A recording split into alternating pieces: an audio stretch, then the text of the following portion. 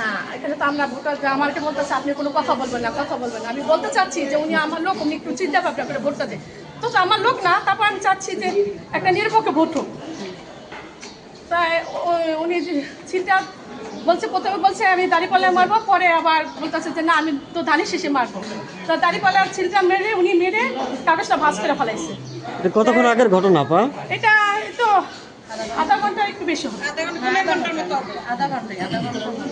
আপনার কথা শুনেন, এখন করেছে কি আমি এই ঘটনা শোনার সঙ্গে সঙ্গে আমি এখানে উপস্থিত হয়েছি।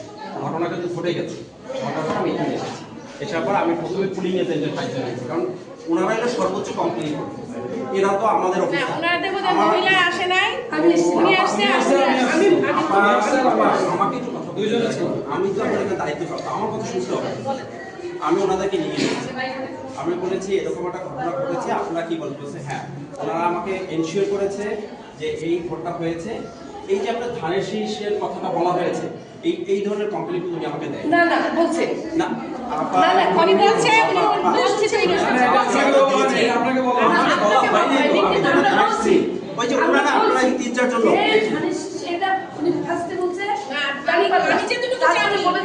ভুল করে এটা সংশোধন হয়, কারণ এটা ভুলে উনি দাঁড়িপাল্লা বলে ফেলেছে। কারণ মহিলা মানুষ, বয়স্ক মানুষ নামাজ পড়ে, সেই কারণে উনি বলতে হয়তো 10 জনের মুখে শুনছে দাঁড়িপাল্লা জান্নাতের চাবিকাঠি, সেই কারণে হয়তো পরে উনি বলছে যে না আমি তো ধানের শেষে ভোটটা দেব। এই কথাটা বলছে, এই কথাটা বলছে।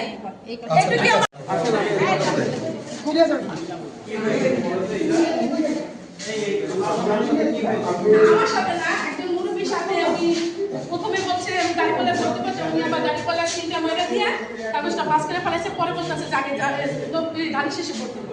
তাই এটা নিয়ে আপনি কি বলছেন? আপনি আসছেন না না না, এটা তো বলবি যে সেটা উনি কানে শুনে না, সেটা না, উনি কানে শুনে।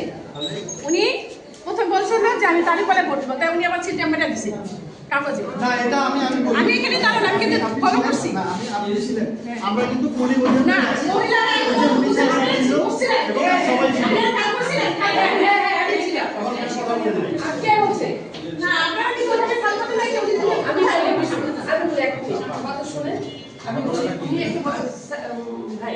উনি হলো বয়স্ক মহিলা, হ্যাঁ, উনি কি যে করবে তার কোনো দিশা পাচ্ছিল না।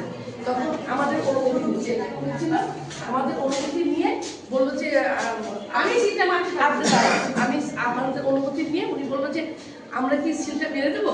তখন আমি আর উনি একটু দাঁড়াই বললাম যে হ্যাঁ সিটটা মার, ঠিক আছে মারেন। তখন ওই যে উনি সিটটা মারছে, উনি বলেছে যেটা বলছে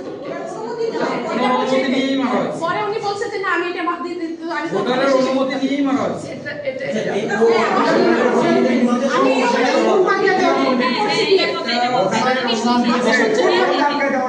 আপনি শুনছেন না? উনি বলছেন আমি তো জানি শেষে দিতাম, কিন্তু সেটা আগে না উনি তো বলছে যে উনি ওই দাঁড়িপাল্লা দিবে এবং প্রথমে বলছে আমি দাঁড়িপাল্লায় ভোটটা দিব। পরে সিলটা মারার পরে যখন ওই যে প্রিজাইডিং অফিসার আসছে তখন উনি আবার ঘুরে বলতেছে আমি ধানের শীষে দিতাম। এখন স্যার আমরা কি সত্য কথা যেটা, হ্যাঁ সেটা সত্য যে আমি ধানের শীষে দিলাম, তখন তো হয়ে গেল।